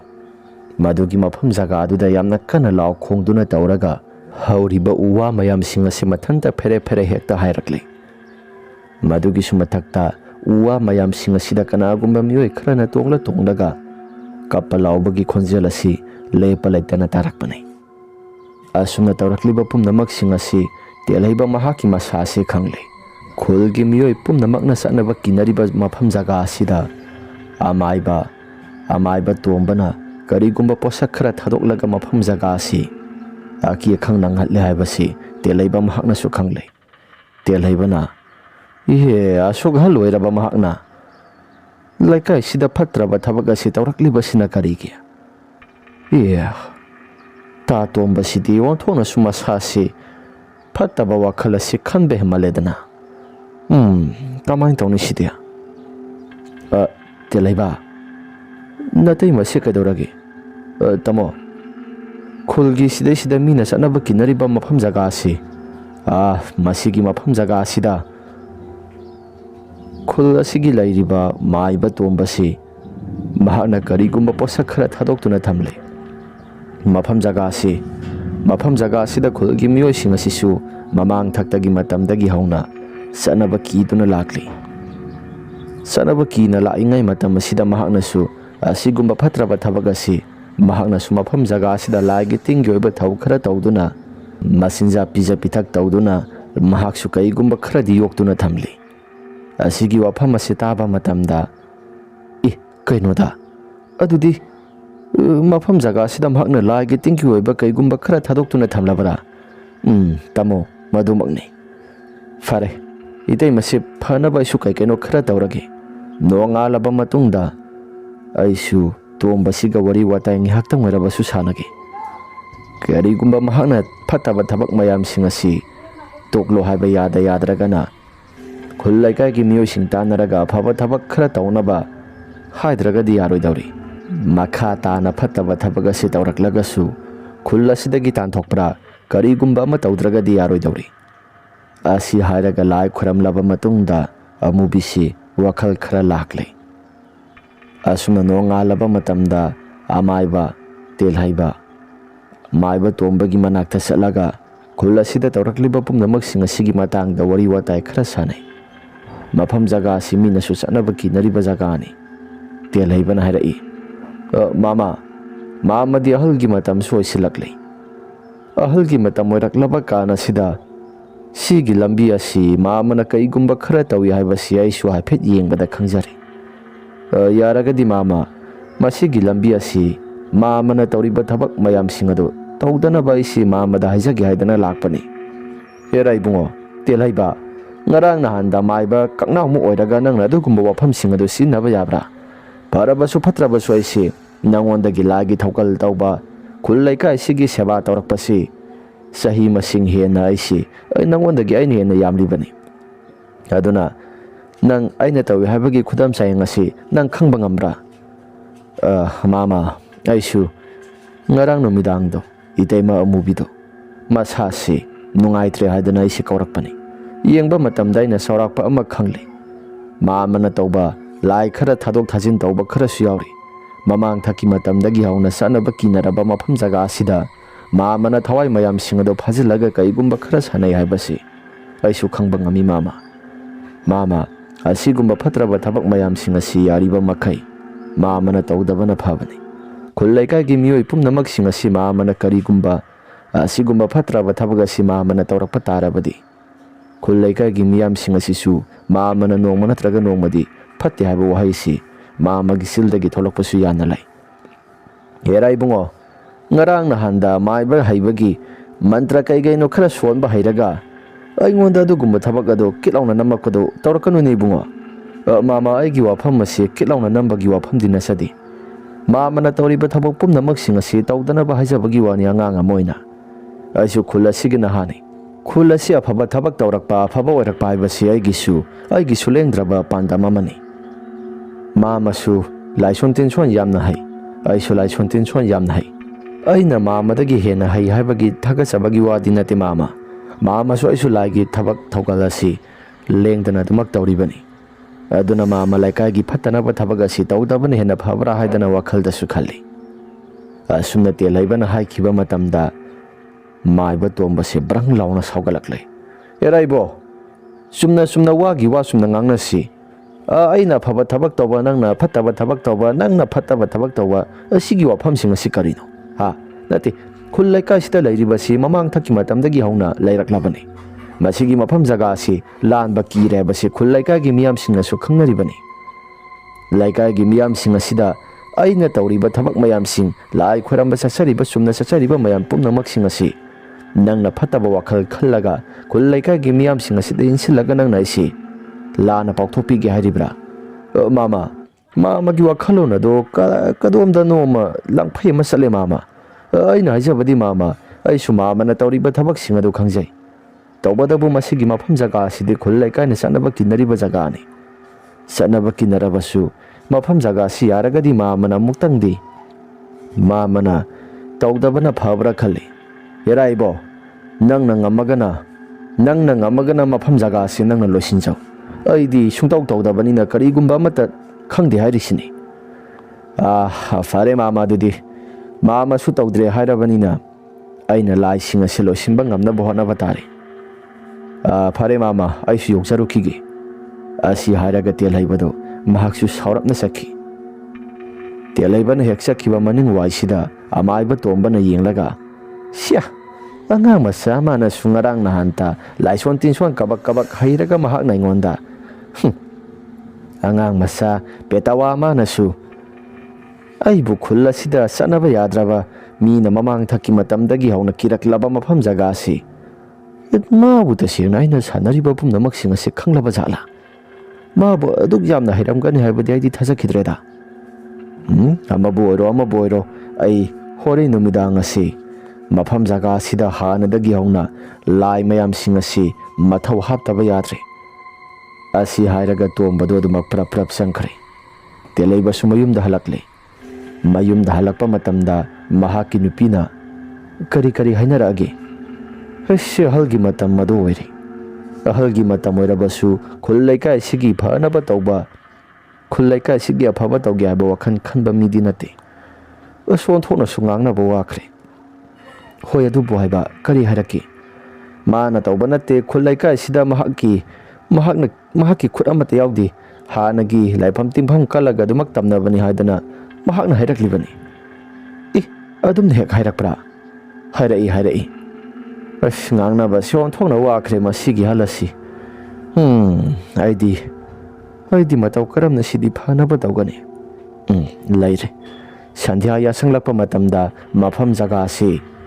ꯃꯁꯤ ꯌꯧꯅ ꯆꯠꯇ꯭ꯔꯒꯁꯨ ꯃꯍꯥꯛꯅ ꯁꯥꯟꯅꯔꯤꯕ ꯂꯥꯏ ꯃꯌꯥꯝꯁꯤꯡ ꯑꯁꯤ ꯃꯍꯥꯛꯀꯤ ꯃꯈꯥꯗ ꯊꯕꯛ ꯑꯁꯤ ꯇꯧꯗꯅꯕ ꯑꯩꯁꯨ ꯂꯥꯏ ꯃꯌꯥꯝꯁꯤꯡ ꯑꯁꯤꯗ ꯃꯊꯧ ꯍꯥꯞꯀꯦ ꯍꯣꯔꯦꯟ ꯅꯨꯃꯤꯗꯥꯡ ꯋꯥꯏꯔꯝ ꯌꯧꯔꯛꯄꯁꯤ ꯊꯣꯡ ꯊꯣꯡꯅꯥꯎꯁꯤꯡ ꯑꯁꯤ ꯆꯦꯠꯅ ꯂꯣꯟꯒꯗꯕꯅꯤ ꯅꯪꯁꯨ ꯃꯐꯝ ꯖꯒꯥ ꯑꯁꯤꯗ ꯊꯣꯡ ꯊꯣꯡꯅꯥꯎꯁꯤꯡ ꯑꯁꯤ ꯂꯣꯟꯁꯤꯜꯂꯒ ꯊꯝꯃꯨ ꯑꯗꯨꯒ ꯃꯄꯥꯜꯗꯒꯤ ꯀꯧꯔꯛꯄ ꯃꯤ ꯑꯃꯠꯇ ꯈꯨꯝꯕ ꯌꯥꯔꯣꯏ ꯑꯩꯈꯣꯏꯅꯁꯨ ꯊꯣꯛꯂꯒ ꯈꯨꯝꯕ ꯌꯥꯔꯣꯏ ꯂꯥꯏ ꯈꯣꯏꯔꯝꯕ ꯂꯣꯏꯗ꯭ꯔꯤ ꯐꯥꯎꯕꯗꯤ ꯀꯅꯥꯒꯨꯝꯕ ꯑꯃꯠꯇꯅ ꯀꯧꯔꯛꯄꯗ ꯑꯌꯦꯠ ꯑꯄꯟ ꯄꯤꯍꯟꯕ ꯌꯥꯔꯣꯏ ꯐꯔꯦꯁꯦ ꯆꯥꯛ ꯏꯁꯤꯡ ꯑꯗꯨ ꯂꯥꯏ ꯈꯣꯏꯔꯝꯕ ꯂꯣꯏꯁꯤꯜꯂꯕ ꯃꯇꯨꯡꯗ ꯐꯖꯅ ꯆꯥꯕ ꯊꯛꯄ ꯇꯧꯔꯒ ꯑꯩꯈꯣꯏꯁꯨ ꯒ꯭ꯌꯥꯟ ꯇꯥꯅ ꯂꯩꯁꯤ ꯑꯁꯤ ꯍꯥꯏꯔꯒ ꯇꯦꯜꯍꯩꯕ ꯃꯇꯩ ꯃꯅꯥꯎ ꯑꯅꯤꯗꯣ ꯋꯥꯔꯤ ꯋꯥꯇꯥꯏ ꯈꯔ ꯁꯥꯟꯅꯗꯨꯅ ꯂꯩꯈꯤ ꯉꯥꯏꯍꯥꯛꯇꯪꯒꯤ ꯃꯇꯨꯡꯗ ꯅꯨꯃꯤꯗꯥꯡ ꯃꯇꯝ ꯌꯧꯁꯤꯜꯂꯛꯂꯦ ꯅꯨꯃꯤꯗꯥꯡ ꯃꯇꯝ ꯌꯧꯁꯤꯜꯂꯛꯄꯁꯤꯗ ꯇꯦꯜꯍꯩꯕ ꯑꯃꯗꯤ ꯃꯍꯥꯛꯀꯤ ꯅꯨꯄꯤ ꯊꯣꯡ ꯊꯣꯡꯅꯥꯎ ꯑꯁꯤ ꯆꯦꯠꯅ ꯂꯣꯟꯁꯤꯜꯂꯤ ꯑꯁꯨꯝꯅ ꯂꯣꯟꯁꯤꯜꯂꯕ ꯃꯇꯨꯡꯗ ꯂꯥꯏ ꯈꯣꯏꯔꯝꯕ ꯍꯧꯔꯛꯂꯤ ꯑꯁꯣꯝꯗꯁꯨ ꯇꯣꯝꯕ ꯂꯥꯏ ꯈꯣꯏꯔꯝꯅꯕꯒꯤꯗꯃꯛꯇ ꯃꯌꯥꯝꯅ ꯆꯠꯅꯕ ꯀꯤꯅꯔꯤꯕ ꯂꯝꯕꯤ ꯑꯗꯣ ꯃꯍꯥꯛꯁꯨ ꯇꯞꯅ ꯂꯥꯛꯏ ꯂꯥꯏ ꯈꯣꯏꯔꯝꯕꯗ ꯆꯪꯒꯗꯕ ꯄꯣꯠꯂꯝꯁꯤꯡ ꯑꯗꯨ ꯄꯨꯔꯛꯇꯨꯅ ꯑꯁꯨꯝꯅ ꯇꯣꯝꯕꯗꯨ ꯃꯍꯥꯛꯁꯨ ꯂꯥꯏ ꯈꯣꯏꯔꯝꯒꯦ ꯍꯥꯏꯗꯅ ꯇꯧꯕꯅꯤ ꯃꯍꯥꯛꯀꯤ ꯃꯁꯥꯁꯤꯗ ꯑꯁꯥꯕ ꯅꯨꯡꯁꯤꯠ ꯑꯃ ꯍꯨ ꯂꯥꯎꯅ ꯍꯨꯝꯖꯤꯜꯂꯛꯏ ꯑꯁꯣꯝꯗꯅ ꯇꯦꯜꯍꯩꯕꯅ ꯐꯠꯇ꯭ꯔꯕ ꯊꯋꯥꯏ ꯃꯌꯥꯝ ꯁꯥ ꯐꯠꯇꯕ ꯇꯧꯒꯦ ꯈꯜꯂꯤꯕ ꯃꯤꯑꯣꯏꯁꯤꯡ ꯃꯥꯏꯕ ꯇꯣꯝꯕꯁꯤ ꯅꯈꯣꯏꯒꯤ ꯅꯅꯥꯛꯇ ꯂꯥꯛꯏꯕꯗꯣ ꯑꯩꯁꯨ ꯆꯞ ꯆꯥꯅ ꯈꯪꯂꯦ ꯐꯠꯇꯕ ꯊꯕꯛ ꯇꯧꯒꯦ ꯈꯜꯂꯤꯕ ꯃꯥꯏꯕ ꯇꯣꯝꯕꯒꯤ ꯊꯋꯥꯏ ꯑꯁꯤ ꯁꯠꯂꯒ ꯈꯨꯜ ꯂꯩꯀꯥꯏꯁꯤ ꯀꯟꯅꯕꯒꯤꯗꯃꯛꯇ ꯅꯈꯣꯏꯅꯁꯨ ꯑꯩꯒꯤ ꯃꯇꯦꯡ ꯄꯥꯡꯉꯨ ꯐꯠꯇ꯭ꯔꯕ ꯃꯤꯔꯥ ꯂꯝꯕꯥ ꯑꯣꯟꯈ꯭ꯔꯕ ꯊꯋꯥꯏ ꯃꯌꯥꯝꯁꯥ ꯅꯈꯣꯏ ꯑꯩꯅ ꯅꯈꯣꯏꯒꯤ ꯄꯥꯡꯒꯜ ꯑꯁꯤ ꯉꯁꯤ ꯍꯥꯏꯕ ꯅꯨꯃꯤꯠ ꯑꯁꯤꯗ ꯑꯩꯅ ꯍꯥꯞꯆꯤꯜꯂꯕꯅꯤ ꯑꯗꯨꯒ ꯀꯔꯤꯒꯨꯝꯕ ꯃꯇꯝꯗ ꯍꯌꯦꯡ ꯍꯥꯏꯕ ꯍꯌꯦꯡ ꯅꯨꯃꯤꯠ ꯑꯁꯤꯗꯒꯤ ꯅꯈꯣꯏꯒꯤ ꯄꯥꯡꯒꯜꯁꯤꯡ ꯑꯁꯤ ꯑꯩꯅ ꯂꯧꯊꯣꯛꯂꯒ नखोई थवाई मयाम सिंह असी शांति ओइना लेनबगिदमक्ता आइना जैगी अमसु तौजगे असी हायरगा सोर कामख्रे असुमदना तोंबना कैकेनो खरा सोनबा हरकपा मतमनी महाकना सोलब सोमत चलो हायबा याखिद्रे तोंबना हे आइगी आइना सानरिबा लाई मयाम सिंह असी आइना हायबा वागा मते हेक ताखिद्रेना करिनो तौरकलिबा मोंग मतौ सिंह असिना असी हायरगा तोंबना ममांग कटलीबा कैंडल अदुसु खरा खरा लेंदुना नुंसिन हु लाउना हेक्ता सिसिलक्लगा कैंडल मयाम सिंह अदो हायथखरे लोइना तुगरे कैंडल अदुसु लोइना पुमुले असुमना मुत्पा मतम मसिदा तोंबना हय करी मतौनोदा नहान मखैगा मानदबा धौदो गाक्ता थोइबसिना करिनो असी हायरगा तोंबा मथकलोमदा यंखटले महाकी मथकता क्वाक मयामना लैना पाइबदो तोंबा महाकी मसासी सुरे तोंबना अईगी मंत्र पुंबा सत्रब काना सिदाइगी सासिसु इकीद कीरे करमना थोगदबसिदि रासि हायरगा तोंबा महाकी मसासिसु किथि किरुम तौबा हरकले तोंबा महाकी तुंगथंबा सरुग सोमसिदा यिंगबा नुंसित मयाम अमा हु लाउना हेक्ता सिसिलक्ले तोंबा तौरकलिबा मोंग मतौसिंग असि तसिंग महाक माइबा ओइजरबसु यामना कीरे तोंबना खल्ले ओह मसी पुनम असी माइबा तेलहैबा हाइबा अंगांग अदुना सोइदना तौबा ओइरमगनिदा असी करमननु सिदि असी हाइदना तोंबना फुक हौगटले अदुगा महाक नंगलदा कनागुंबा मिसक अमना पोप लाउना हेक्ता खुबाकना थारकपने तोंबसु ममाय से खंगlai लेथोई अदुबु कनागुंबा अमता लेरमदे तोंबा महाकी मसासी खरा थुना युमदा संहौरगे हाइदना वाखल खल्ले अदुबु ममांग असिदा तिमु लैमु मयाम अमना कोइपाइ पाइदुना लैरि मंगोंदा मुना येंगदुना लैबसि उबा मतमदा तोंबा महाकी मसासी मिहुल चेंखटख्रे मंत्र पुंबा लोइना कावरे तिमु लैमु मयाम सिंह असिना महाकी मनाक तमना खरा खरा खजिक खजिक नक्सिन बाहरकले असुमना तोंबा महाकी मना वाइसदल नक्सिलपा मतमदा तोंबा महाकी मसासी यामना कन्ना नापी अमा फुकलगा मंत्र सोंगे हाइदना तौई मदुगा नंद्रे तिमु लैमु अमा पाइसलक्लबा मतमदा तोंबगी मखौरी सरम असी ताप लाउना पाइख्रे अदुगा मसा पुंबा खरा खरा मतेक उनसासिंग असी हुइना कैना सिप्पगुमना मसासी इसु खरा खरा थोरकलिबा इ मयाम सिंह असिसु तिमु लैमु मयाम सिंह अदुना लोइना पाइसलक्लबा मतमदा इ मयाम सिंह अदु लोइना हेक्ता जुरु जुरु जुप्पी असुमना तोंबा से मफम जगह असिदा यामना कन्ना लाउरमलगा महाकी अरोइबा यहिप तानख्रे असुमना तोंबा से महाकी मसा मनुंगदा याउरिबा इ मयाम सिंह असिसु लोइना सुथोखिबा मतमदा पुंकंग कंगले ममित असिसु मपालदा चोंथोक्तुना लैरि तोंबगी हक्सांग असिसु मना वाइदा हौरिबा उरी वारी मयाम सिंह अदुगी मरक्ता हेक्ता यांखतुना थमले फुरि फिरोल सिंह असिसु अमता याउद्रे असुमना नुमिदांग असिसु लाइटिंग मयाम सिंह असी मथी फोंगना खुल लैकागी मियाम सिंह असी तानबगिदमक्ता यामना कन्ना लाउई असोमदना तेलहैबा नोफेट तौई नुपी यारे थोंगसे हांदोक्लो खुल लैका सिदा फत्तबा थबक तौगे खलिबा फत्तबा माइबदो महाकना सानरंबा लाई मयाम सिंह अदुना ओनसिनदुना महाकसे इसे लोइना चुपतुना महाकी मसासे सिरे हयेंग नोंगालगा सोरोक्ता चप्पा मियोइसिंग तौरगा लौथादुना अमुक्तंगदी महाकी मसासी मथौमंगम फजना पांगथोकपा लोइसिलगा लाइगे तिंगी थवसी तपना तौदबा यारोइदौरे असी हायरगा नुमिदांगी मतम मदुदा तोंबगी नुपी अदुसु महाकी मसासी थीबा थोलपा मतमदा हाइबदी तोंबा थीबा थोलपा मतमदा तोंबगी फिबा मदु उबदा अहिंग अदुदा यामना कन्ना लाओई खुल्लाइकागी मियोइसिंग असिसु अमतसु तानाद्रे तौबदबु युमथांगनबा मियोइसिंग महाकना लाउरिबा पुनमक्सिंग असी थोक्तुना येंगलुबा मतमदा तोंबा महाकी मसासी थौरी यालगा फिबा मदु यामना कायना हेक्ता लैरमी अहिंगी मतम अदुदा खुल्लाइकागी मियोइसिंग असी लोइना सुकिनरे असुमना नोंगालबा मतमदा फजना मथोमंगम सिंपांग थोलसी हायरगा तोंबगी महाकी थवा याउद्रबा हक्सांग अदो लौथादुना थमले नोंगालक्लबा मतमदा खुलगी मियोइसिंग तौरगा माइबा कैकेनो खरा तौरगा mahaki masasi mathau mangam pangthoknaba haidana tawi asumna tombagi mahaki haksang asisu mathau mangam phajana pangthokpa loisilaba matungda maiba telaibana khol laikai gi miyosing asim phajana meeting tawraba matung mahakna su asum haiki khol laikai sida lairiba mayamna sanaba kinaraba lambi asi thawai fatraba thawai wangkraba mira lamba sing asi loisindana laibagini masibu hek loisilabadi kesu thoidokpa mata su tawroi asi hairaga telaibana khulgi miyosing pulap pullaga mira lamba wangkraba thawai mayam sing asi lai khuramba lai gi thoram tawraba matungda thawai mayam sing asi atiada magi mafam singda loin hekta nungaina lehenkre asuma lairam lenda nungaina loina salangkraba matungda khul laika gi miyosing asisu makha tana kesu thoidokpa tawraklaroi haidana haiki adabu khul laika gi miyam sing asidi kinabadi adumak lairibani khul laika gi miyosing hana gi matawgumna adum chathok chasin atoppa lambida budi tawri adabu भूत की लंबी हाइना खंगरिबा मफम जगा की लंबी असिदी खुल लाइका की मियोसिंग असि मरक मरकता खरा खरा ngallingai matamda satpana tana ahing thenglaknaba matamda kaya thoina sana khidre wari ase matang asida losinjare wari ase nungai birabadi like amadi subscribe share to bira mahaduna haijari phare mayam adudi ngasi gidi matang asida losinjarage mathangi wari da mohana thengnarasi